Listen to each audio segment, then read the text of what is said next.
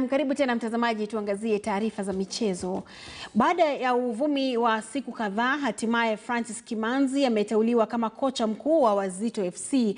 Kimanzi, ambaye kutimuliwa kwake kibarua cha timu ya taifa Harambee Stars kumesalia kitendawili, ametia saini kandarasi ya miaka 4. Afisa mkuu mtendaji na mchezaji wa zamani wa Wazito Dennis Gisheru amesema timu hiyo inapania kuwa katika nafasi nzuri ligi itakapoanza.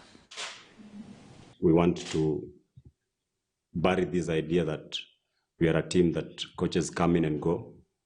And that is why we have farmed up on Francis Kimanzi, because we believe in terms of his experience and where he has come from, national team status, a team leader. To be another force also in the league is very important, to make sure at least we are capable of developing players and getting players to achieve what they want to. They have some dreams and we can walk them through those dreams only when we are capable to do that. And I believe we have a technical bench that can get the players realize what they want to do and where they want. Na mchakato wa majaribio wachezaji wa soka unaofanywa